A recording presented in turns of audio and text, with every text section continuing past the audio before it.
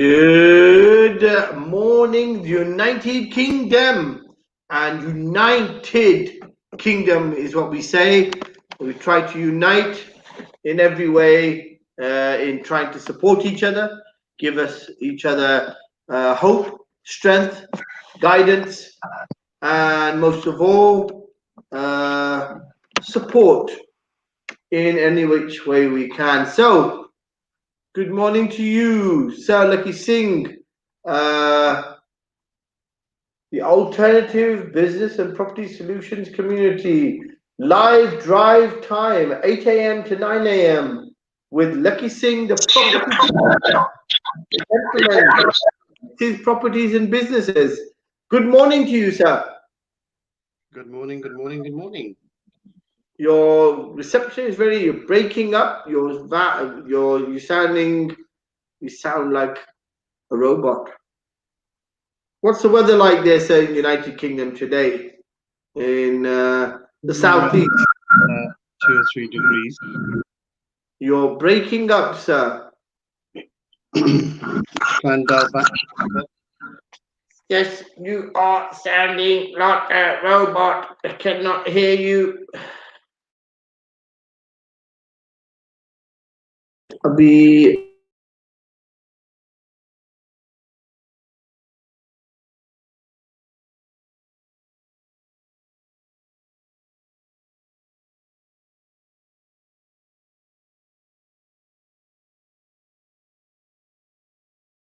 think I've tried to have a word with technical. It's not on our side. I think it's from Lakhi. You're waiting for response from him. When he comes, we will invite him back.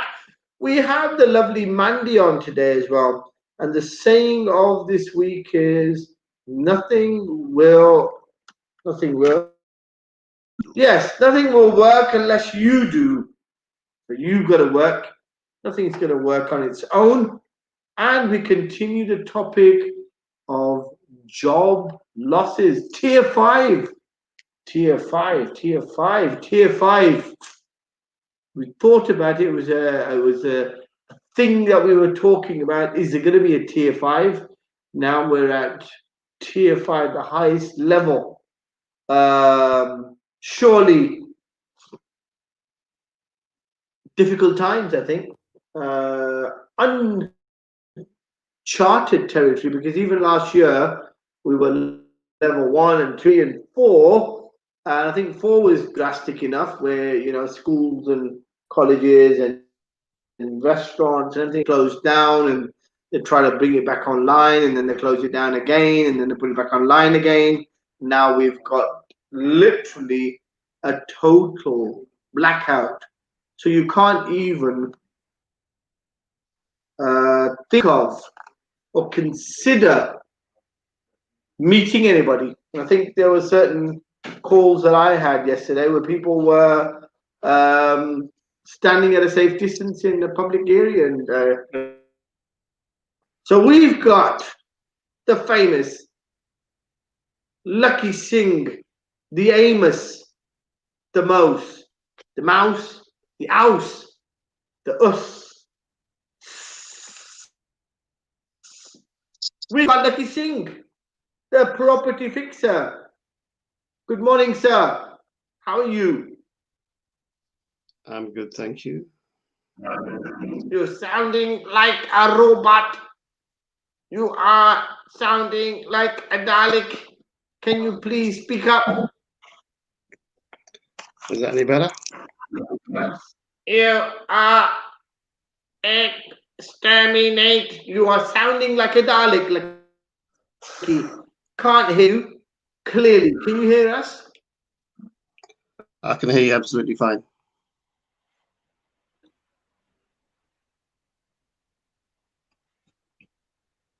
Hello? I can hear you absolutely fine. Yeah, our internet's good. That's why you can hear us fine. I think there's a problem with your internet, sir.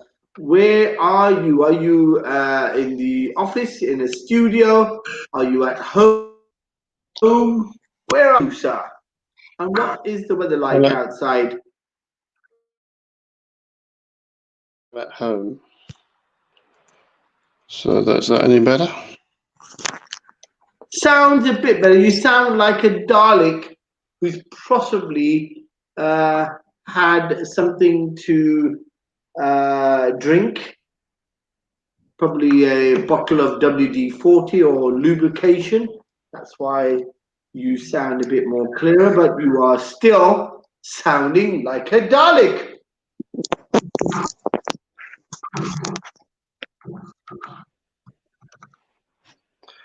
Okay, is that any better? Testing 1, 2, 3, 4, 5, 6, 7. Yes, that's better. That's better. That's better. That sounds better now, sir. So please tell us, what's the weather like there in the southeast of England?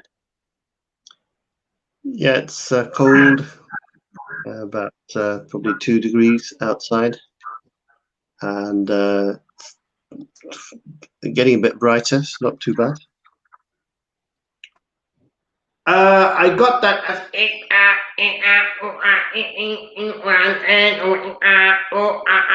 which means I think in English the weather is probably, is it good outside or is it rainy? I don't know. Anyhow, I will try and ask another question, Lakhi Singh. Can you hear that question? If you can, give me a thumbs up.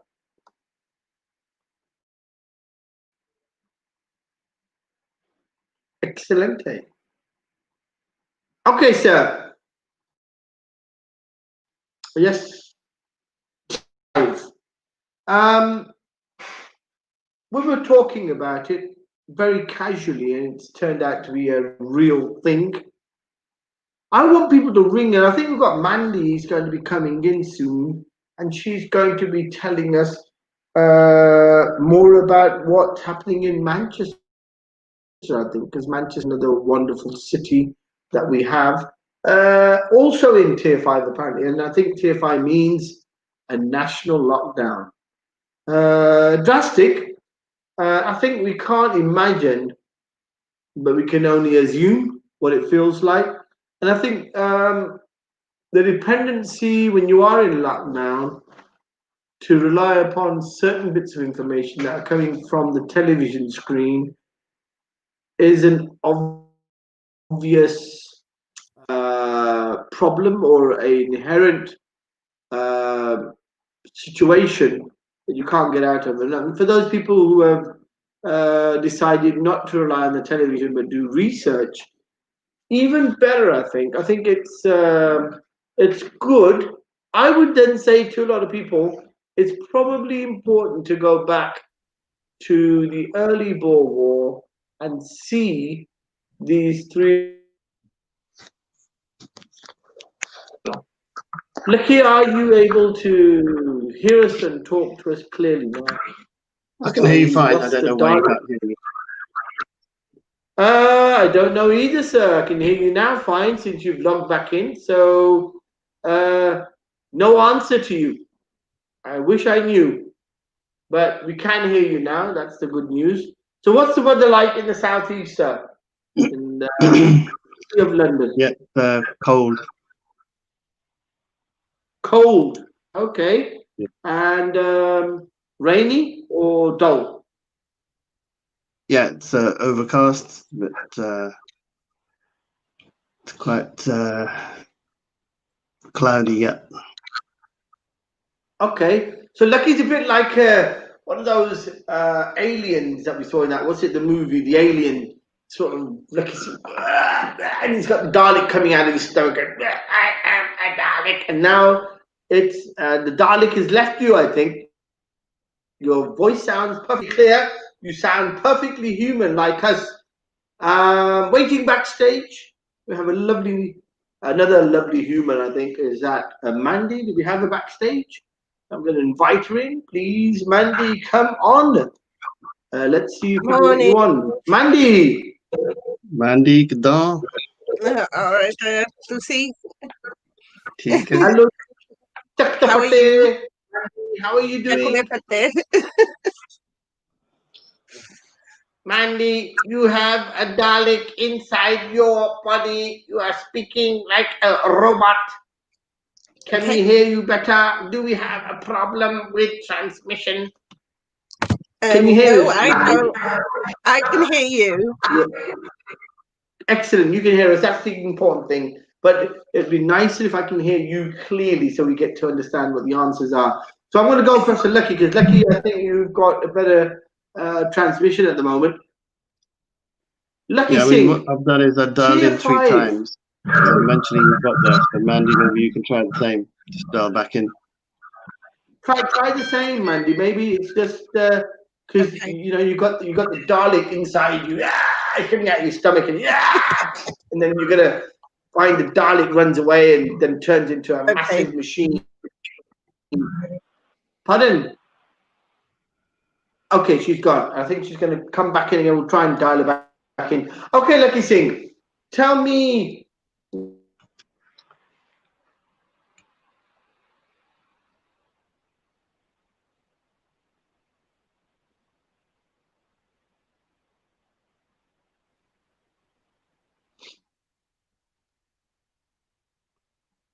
You're back on now. You went off altogether.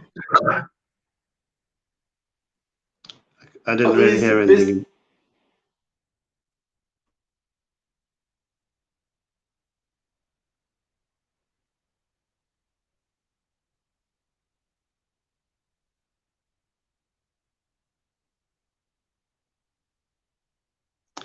I think we've got some transmission problems to this morning.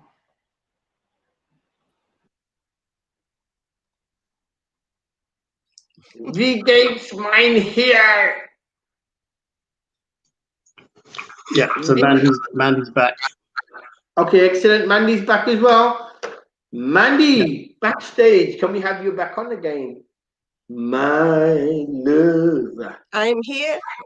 Excellent. We can hear you now, Mandy. Okay, Mandy, tell us, what's the weather like there in Manchester? Sunny Manchester. It's not sunny. It's grey and cold. Grey and cold. Okay, grey and cold. Right. That's a coincidence. It's the same here in London. It's normally never the same. And when I come down to London, it's always sunny and it's always raining up here. Excellent. So it's the United Kingdom. So we are trying to be one with the weather as well. Is that right? Oh, yeah, we are. Excellent. So, okay, it's rainy and cold.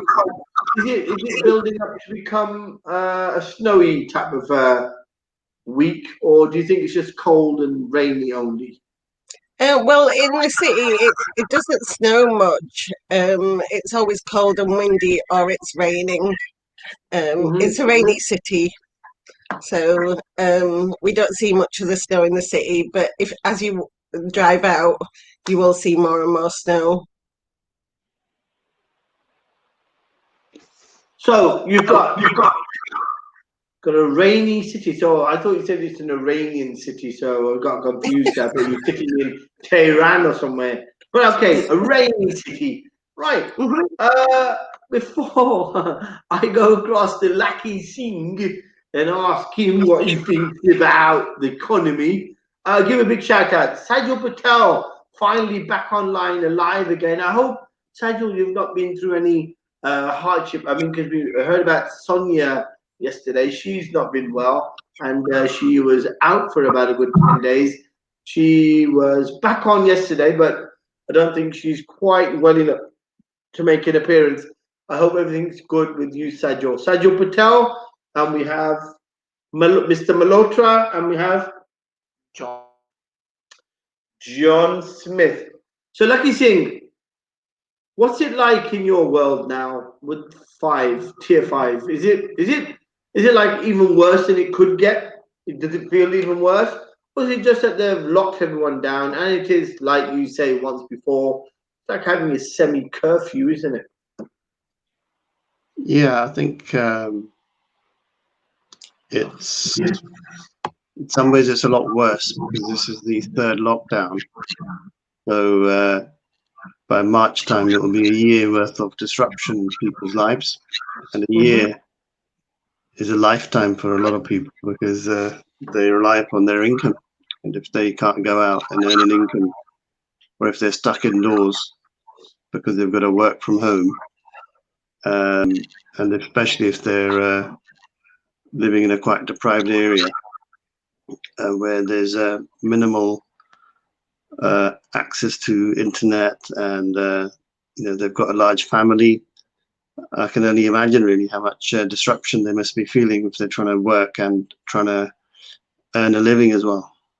So there's 2-3 important things that have happened actually that we need to be aware of. Number one is they've introduced a lot of business grants and council grants from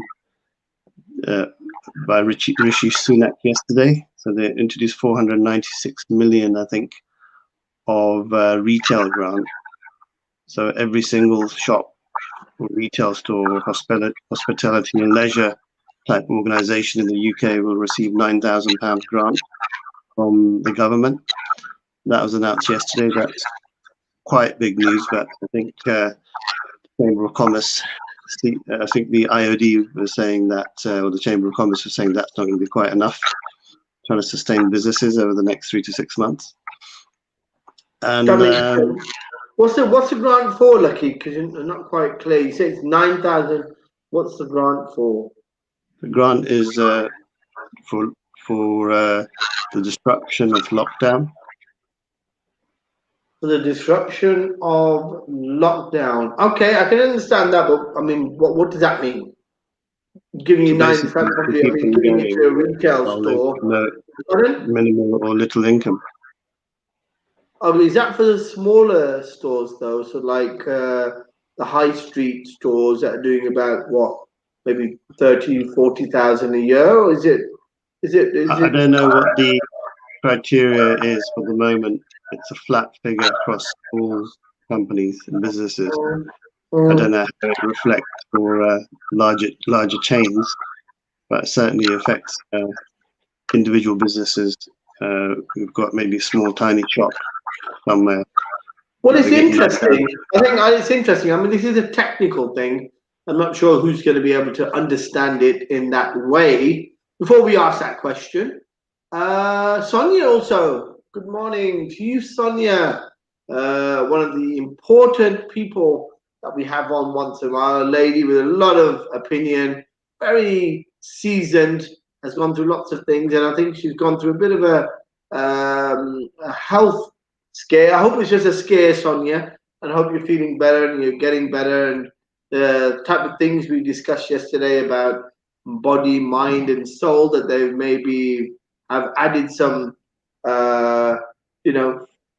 extra knowledge to you that you're trying to apply. I hope you feel better and you get better, and I hope you're listening.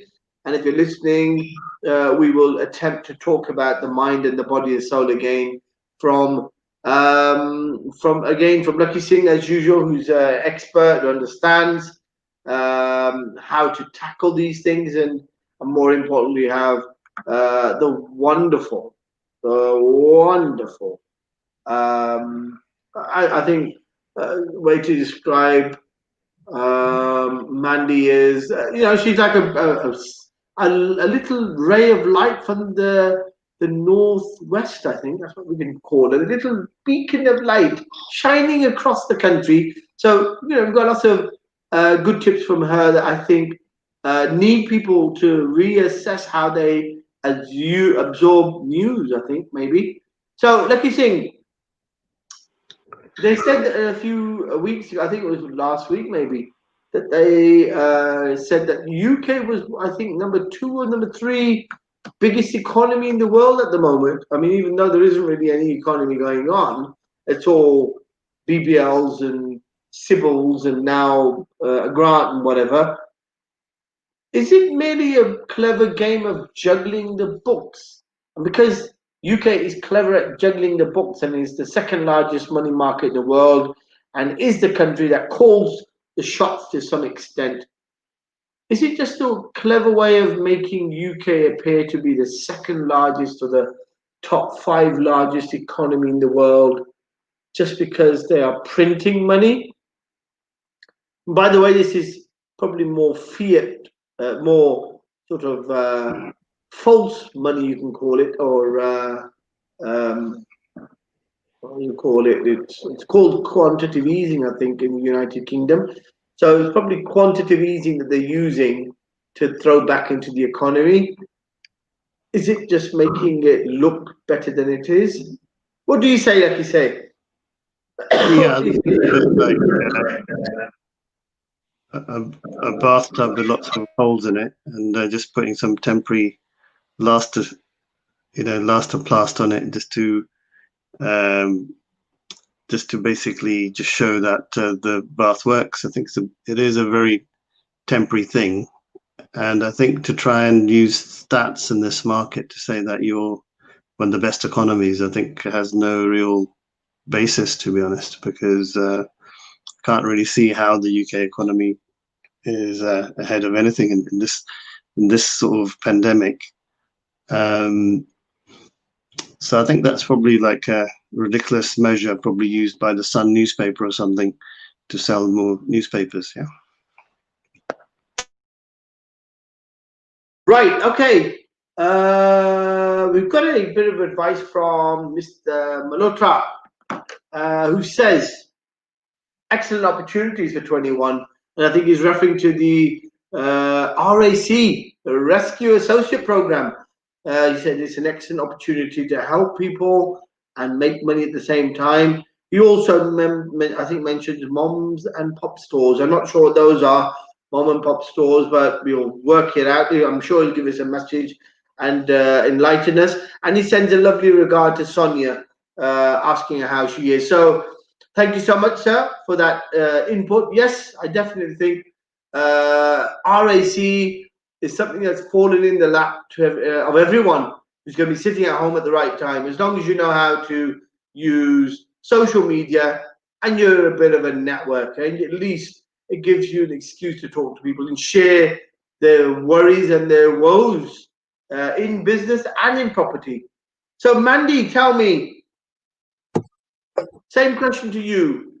All these loans, these grants, this money being thrown, because you've been in the PCT, you've been in the higher echelons of the national health. So you know what throwing money at large organizations is. Sometimes a lot of that money is getting wasted, or if the money is just being thrown in from quantitative easing, which isn't real money, it's just producing money, but taking the license to do so under an accountancy rule. It's a bit like saying everyone else in the world, third world country, you can't print money, it's illegal. But we can, because we've got a terminology called quantitative easing. What do you say to that, Mandy? I know you're not like an accountant, but I'm sure you understand numbers and figures, and you are a bit of brains. What do you say to that? Is it not just a cooking of the books, as they say in accountancy terms? Yeah, and I think we will end up paying back whatever is being borrowed at the moment to help people out financially. But I also think that they're not helping out the NHS enough. They keep making more and more cuts, and we need it more than anything at the moment. And plus, I think the figures were 60,000 that tested positive with COVID yesterday. And I know. That's It was 1%. That's actually technically one. I think that's 1%. Is that right, Lakhi? 1% of the population. They're saying one in 50 people in the UK now has the virus. Well, is it? See, all these stats, excellent. I mean, some of the times giving stats, it just makes people more paranoid. Even if you don't get it from the television, you read it on the internet and research. The bottom line is, they say lots of things which are contradictory as well. The way I just try to manage that information is just like Mandy says, do your research, try and find out. When you do research on these things, especially things like these viruses, you normally find out 90% of it is all speculation. There's no fact behind it. It's all speculative, and they're basing it on, you know, small pockets of tests and reports. But it's not an absolute science. Is that right, Mandy? Is that correct if I have that assumption? Yeah, definitely, yeah. Because you need to do your research. You can't believe everything that's on the news, because a lot of it is fake news or to scaremonger people, and it's not the right way to go, because it is going to affect their mental health in a big way, and they should try and just be safe, just be mindful of everybody and try and keep everybody safe, so we're not in danger, and the figures don't rise more than they have done. But we knew that the figures were going to rise after Christmas and New Year. Unfortunately, I didn't think that the numbers would go so high, but they have done, which is disappointing, really. But what can you do? We just have to hope for the best with this lockdown now, and hopefully the figures will come down again and people will be safer, I guess. Unmute her. Right. So I think Sonia makes an important point, Mandy. I think Lakhi mentioned it as well, but I think she makes it in specific about the fact that what about the children who are suffering? Because exactly, it's really easy for mature people to adjust because they've got the keys to adjust. You know, they know, you know, they've had the experience of 2020, and they've got certain benchmarks, and the human mind and the human body is very quick to adjust its moral compass. You know, I've always said that, you know, when you look at things like war and famine and drought and disaster and you know, all that, you know, stuff that you have in the world, and how people manage to pull together and accept that which is out of their control. So the human body and mind has the ability to reset its compass, and sometimes the resetting of that compass isn't good, because it goes more towards becoming animalistic, less being humanistic. I think that's the sad bit. But okay, Lakhi Singh, what do you? I know. And Sonia says, what about the children? The children who are in impoverished areas, in areas where they don't have access to internet, and that's really it's shocking and weird to hear that in the United Kingdom, because in the United Kingdom, I think everybody expects the minimum to be that you have got the provision of internet or access to this information. Yes. Who was that? that was my phone. Yes. Whatever that was, but anyhow, you can tell it to keep quiet for now. Yeah. But what was that? Was that a text or was that a call to you? I like that. Yeah. An SMS message.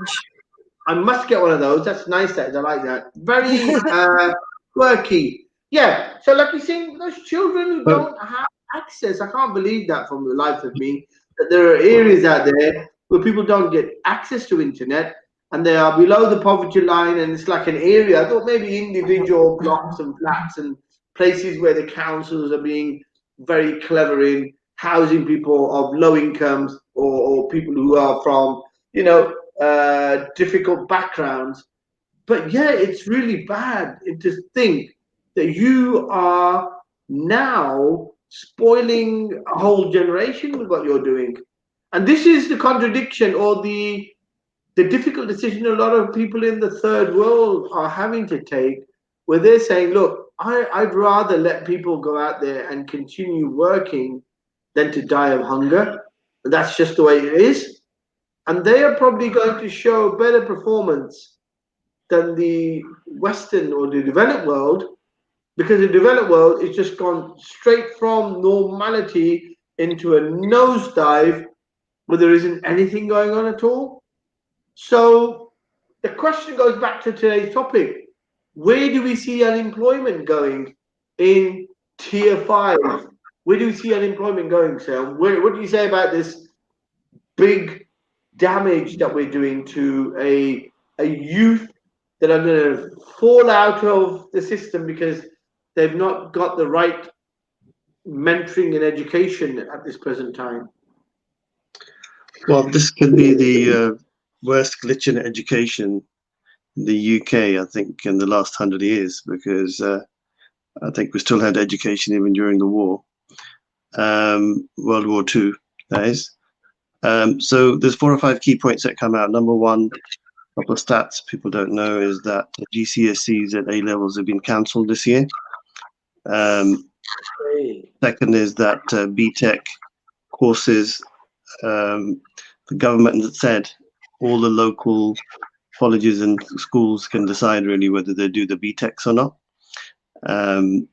So a lot of colleges and schools are actually not doing the BTEC exams, but some are. So there's a huge argument between those that do and those that don't, from the students' point of view, in terms of why there's a disproportion in terms of, you know, whether they're allowing other people to do it, but they can't. So there's a massive argument going on there at the moment, because the government's not really taking any decisions. And I think, fourthly, they were saying in Bradford, only 10% of certain deprived household areas have access to internet. And so they don't really have, the children don't have access to, easy access to computers. And they showed one family yesterday with 4 kids using one laptop, with the mum sort of, you know, homeschooling them. And, you know, that's not really going to be possible to teach 4 kids with 4 different ages. So, and apparently that particular school only released 4 laptops to the whole school as extra laptops to go around. Returned out of you, Lakhi Singh. You are speaking. Okay, come back again. Yeah, good. So basically. Okay, I think Mandy, another way of looking at it. Let's Mandy, can you hear turn me? the whole Okay. thing upside down. Mandy can hear me fine. I can hear you fine. Okay. We know unemployment is going to rise. You've got the RAC model. I mean, and the RAC model, I mean, we haven't spoken about it.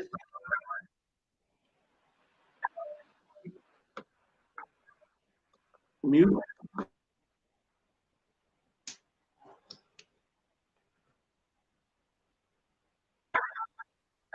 Can you hear me? Okay, I can hear both of you, and the Daleks inside you have returned.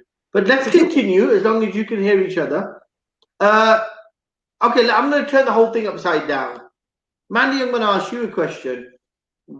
What if we say that those children who've got a head start, who've got born with a silver spoon type of children who've got better foundation, better access to internet, better, you know, utilities and teaching tools and all that, isn't it now that they are going to find it difficult, and those children who don't have all those facilities, never had them anyway, forget about don't have them, they never had them anyway, they've got a chance to catch up with these children? They still need access to the internet because they you can't hear us. I can hear you. Can you hear me? Can't hear anyone at the moment. Oh. Yes. Well, I can hear Mandy fine.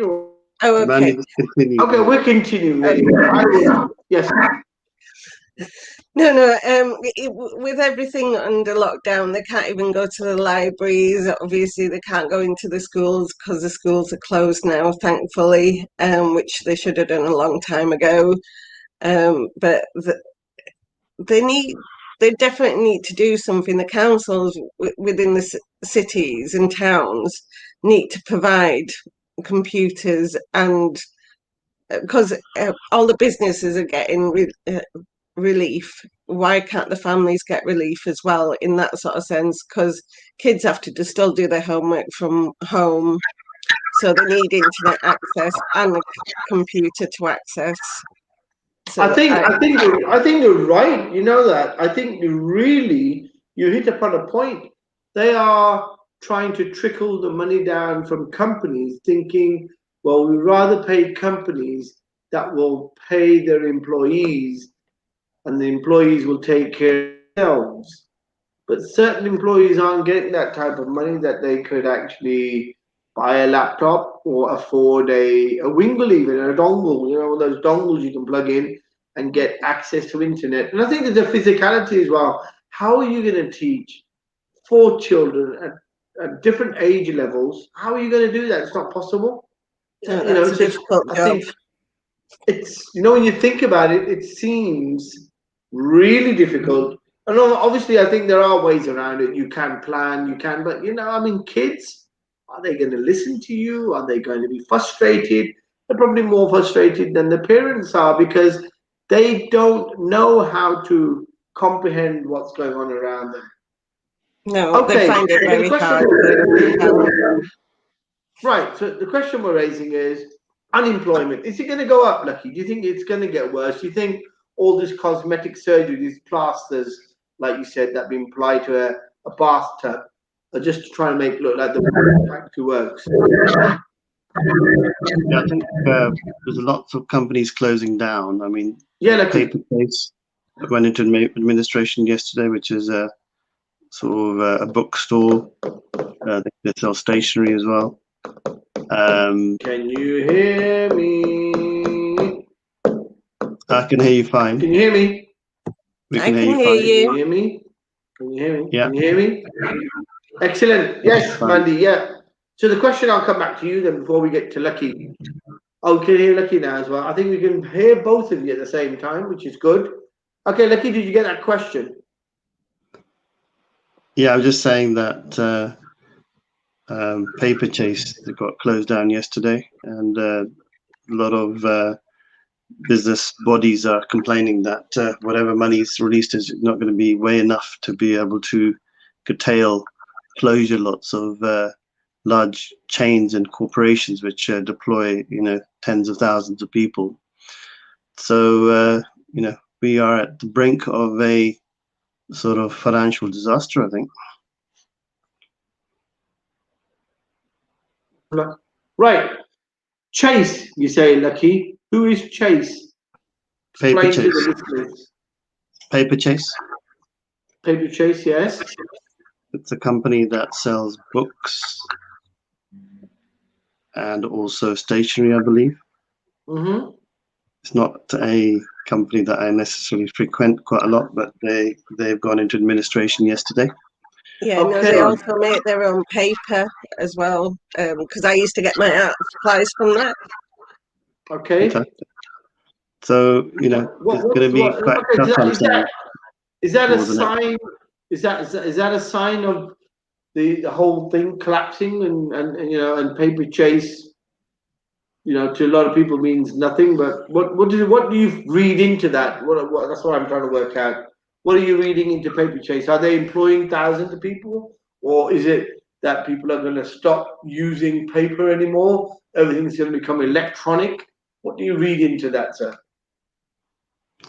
That's quite a good point, actually. I mean, I think the issues are probably more to do with the mechanics of the business itself.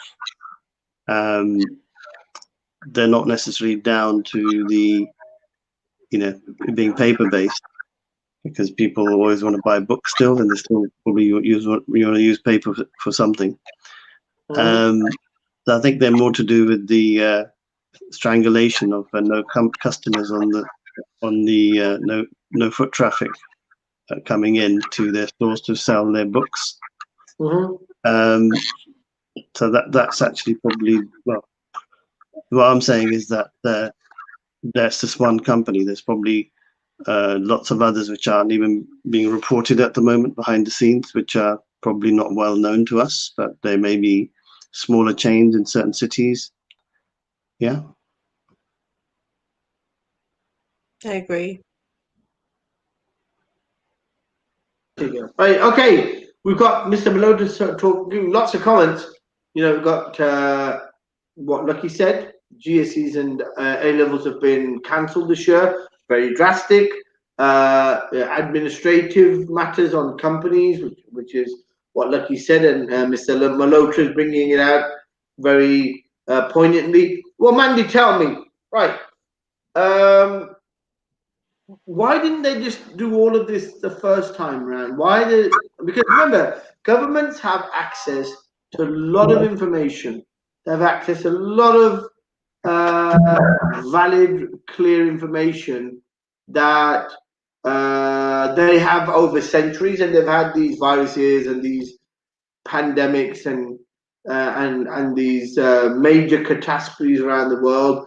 It's all, you know, noted down. It's in these archives. You've got these bold old men sitting in corners inside white hall, drafting about how to manage the populace. I think they were scared. They said, "Oh, that's the way to do it." Why didn't they do all this the first time, Mandy? Why didn't they do all this the first time around? They were scared, and they didn't want to be blamed for making the decisions, and they weren't taking the advice of the scientists. And they should have done, as soon as it happened in Wuhan in December, or before December the year before last now. Yeah. They should have taken notice and actually taken action if they'd done the lockdown a lot sooner than March, because we were getting cases here in the UK. So they should have taken precaution. I know it's not a nice thing to be in lockdown, but I don't know. They should have never lifted the first lockdown, to be honest, in my opinion. But they did. So, and now look where we've got to. So hopefully going forward, they'll keep the lockdown as long as necessary and not any longer. Look, at the end of the day, they did it in 2020. How much more were they expecting? I think there's a wonderful saying that Lakhi referred to, that sometimes the public, the masses, are slightly more compliant than they should be. There should be an element of questioning decisions by the government, but you've seen they've not really done it, apart from a few. I think there was a march in London last year of I'm not sure what the numbers were, but there were a few 100,000 people who were against this issue of locking down and all of a sudden switching everything off. And if you look at the honesty of it, what say that SARS wasn't equally as dangerous, or Ebola wasn't equally as dangerous? They locked it down, they controlled it, they had it in Africa, and somehow they never let it spread. Somehow this virus had such a precedence that we were already ready, trigger happy, ready to shut down everything. Why didn't they do it in 2020 and literally restructure everything from the beginning? And they would have only lost 1 year of education, 1 year of children being, locked down, 1 year of difficulty. It's not like they really care for what the public thinks. They're doing it now anyway. So tell me, Lucky, why do you think Whitehall has taken so long to do this, and why are they doing it now in the second year? Is that the way they do it anyway? Is that the way they like to do it? They like to test the public first and then put in the lockdowns? It's a very good question, actually. I'm not sure quite how to answer that, because it looks like it's all been manipulated, isn't it, the way it's been orchestrated? But I'm sure if it was manipulated, then orchestrated, then they would have made better decisions, because they would have known what to do. So I don't know. I think the government sort of generally, the issues that they're usually in for 4-year terms, and they're very short-sighted in terms of what they need to do. It's all about the here and now and trying to make themselves look good. And the general ethos of a lot of people in politics are that they just want to make themselves look good, and so they want to make the decisions that keep them looking like they're the bee's knees in front of the public. And so I think it's a sort of very pleasing type culture we live in the United Kingdom, and I think globally now in a lot of commercial hubs around the world. And you don't really get people looking at things from a values point of view. And I think had they acted like New Zealand and they were saying that out of all the countries led by women, the exposure to COVID-19 has been minimal because they've taken quite drastic action, and they've been literally on everything, and they haven't necessarily been about me. It's more about the community and just ensuring that people's lives are saved. So I think it's just probably it's just all, I think it's all related to ego. And ego, right? Okay, that sounds okay. I mean, I'm not sure if I can buy into ego being the underlying focus on decisions like this, because obviously even people like Boris Johnson have access to administration. They've got teams, got researchers, got medical professionals. It's got all the above. It's got them all, and they're giving him advice, and they're making him take a decision based upon all that information, all the history of facts and etc. Do you think it's only based upon what he feels the public's going to perceive of him? Is it all about him and what people will think of him? Is it a bit more than that? Is there something more than what meets the eye? Mandy, what do you say to that? He's thinking about himself, unfortunately, and he does think about what the public are going to think and his re-election. So they always think ahead about getting back into Parliament. So unfortunately, I don't think he's thinking about the public as much as he should do. And we're suffering at his hands. Isn't that then the horrible bit of politics then? Because in essence, I've tried to understand politics and the nature of politics in terms of you've got a situation where somebody has got a seat, he's won the seat, he's a man of the public, he's gone out this way, he has shown the public, I'm a person of your your ilk, I'm here to fight for you and defend for you.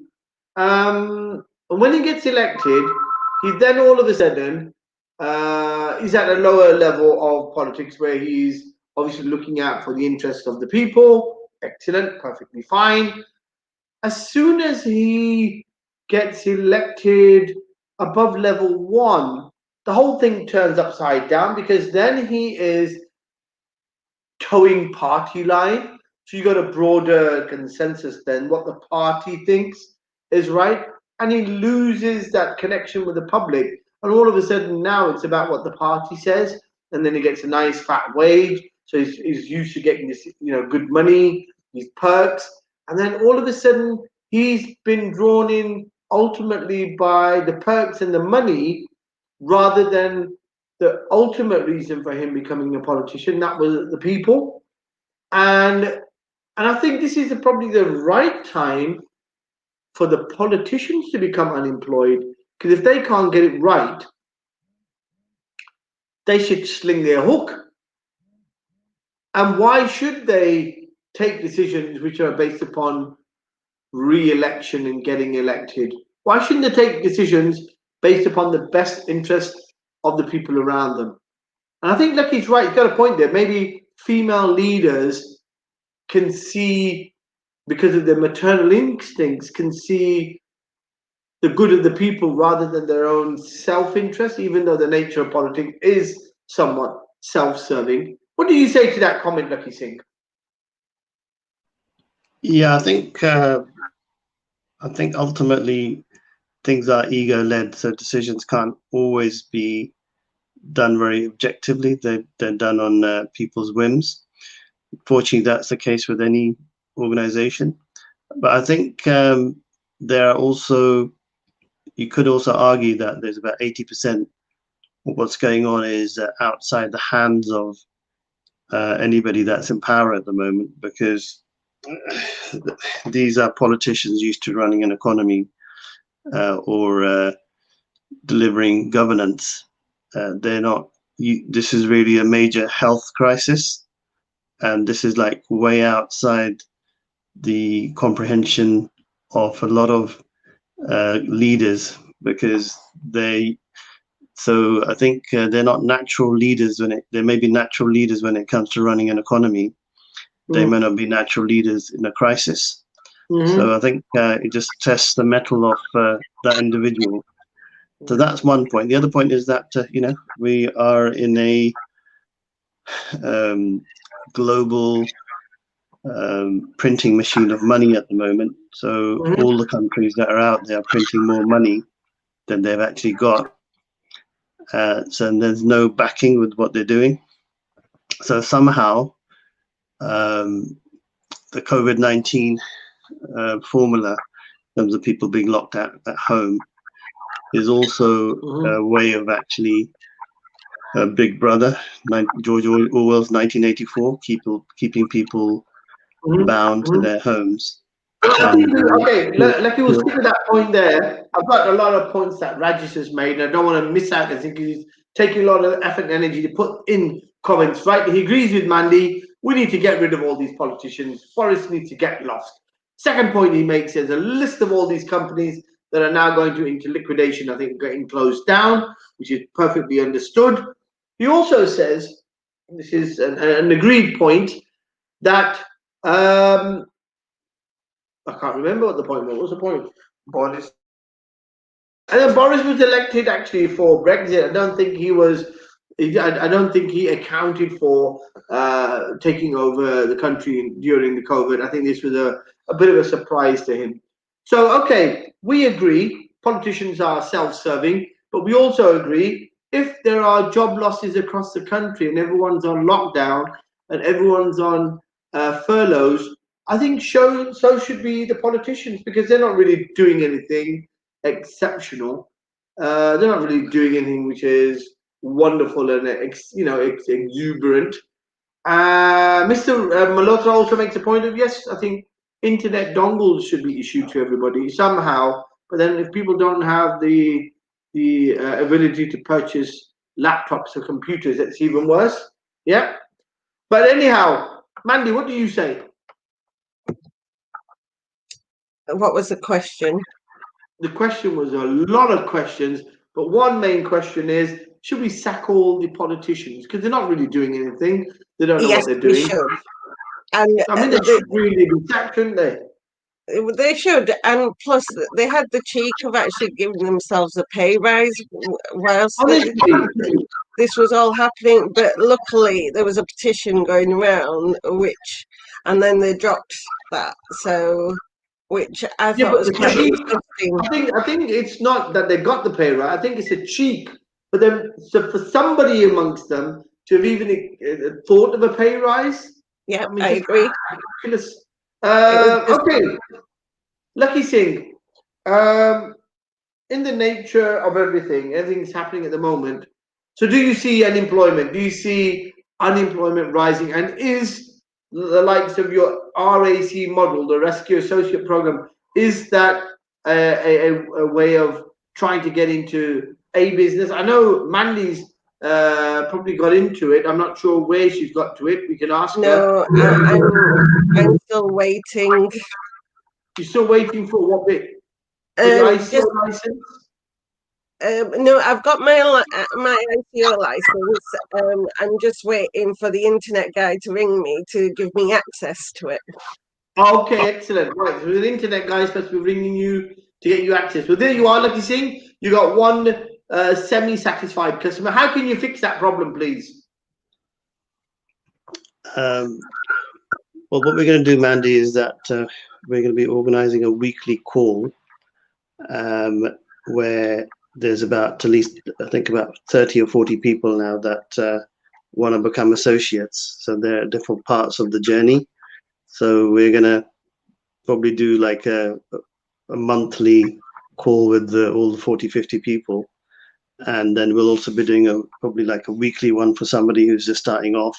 And then maybe a bi-weekly one for those people that are probably a bit more integrated and understand really what they're doing in terms of making money. So yeah, that all that's going to be rolled out probably by mid-January. Okay. So you'll probably be, because of COVID-19, we've had a huge demand. A lot of people contacting us. We literally had I think we actually had an overload of the system on 2 days, with lots of people coming in with inquiries, and I think because you have a certain bandwidth and all that stuff, and the whole thing crashed, so we had to have some re-engineering done. So hopefully, there you are. The fixers try to fix it for you. Kindly chase up with Mandy and make sure she is connected with her registration, and she got the ISO license. The only thing, by the way, in this formula, the associate model, is that you need an ICO license because you are handling information. You have to be wary of data protection and handling information. Apart from that, there's nothing required. You don't have to be a whiz kid. You just have to listen to people, I think, and just become a good listener and try to understand what people are saying. Most people are talking emotion, and they're not looking at the practicality of having to deal with their business and property matters. And I think when you've got someone calm and thoughtful, like Mandy, who's sort of like it seems that her thoughts are very clear and collective. I think you're probably an excellent example of somebody who'll do very well in the associate model, because you have that calmness about you. You're patient, you're a listener. And I think these are the qualities of a good associate. So people who don't listen or find it difficult to understand what people are saying, try to give yourself exercise and training in the art of listening to people and understanding what it is they're saying, because that is the key. And I say this all the time, it's not about business and property, it is about people.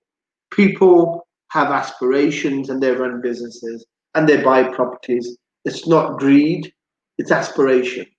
So keep people in their mindset, to keep them focused is most important. So finally, Mandy, what do you have to say in terms of do you think the unemployment is going to get worse? Is the unemployment rate going to become worse this year, or do you think it's going to flatten out this year? Oh no, definitely the numbers are going to get higher again, because the government can't keep furloughing people, and people are getting disheartened, and they're worried about their families, obviously, which is understandable, because they don't know where they're going to end up, if they're going to be homeless, and if the support is going to be out there for that as well. So there's a lot of factors that come into it, but the people still aren't getting supported at work either. Some people are still having to go into the office when they could be given a laptop again and access to the internet at home again, which is, it's very disappointing in this day and age. You'd think we were way ahead of things, but we're not. It seems like we're going backwards. Okay, that's a start point to finish on with, Mandy. And Lakhi Singh, what do you have last minute? What do you say? Where are we going? Unemployment going up, coming down? Is it going to affect? The thing is that I think people, what's happened is Brexit's just been sort of wiped under the carpet, but there's huge implications really for that. That alone also means that tons of businesses have moved over into Europe. This is the weirdest stat, which has not even been thought about, is,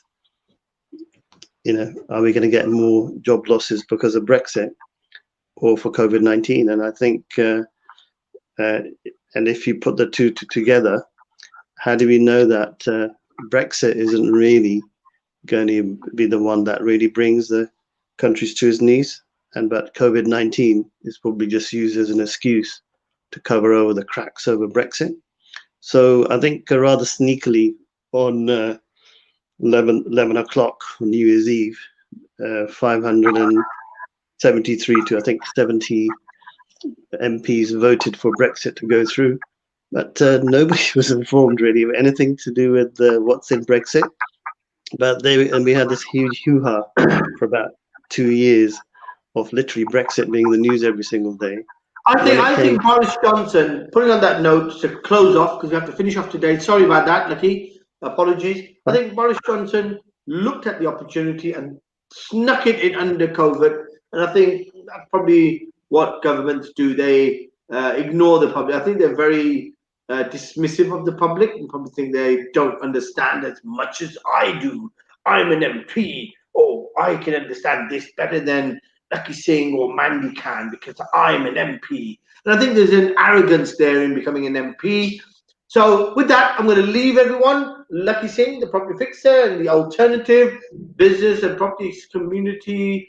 And we'll see you tomorrow again at 8 a.m. to 9 a.m. Lots of issues around unemployment going up and the issues around COVID is going to become even more serious. We will continue the conversations and do watch us on TikTok. We've actually got new messages going out on TikTok. So everyone keep us pinned to you and you'll hear us give lots of new tidbits and information. I think there's going to be lots of things. I think the topic came up yesterday and I think we should have a small dedication to everybody every day and giving them a bit of inspiration of how to fix their mind, how to fix their body, and how to fix their spirituality. Take care. See you tomorrow, everyone, 8 a.m.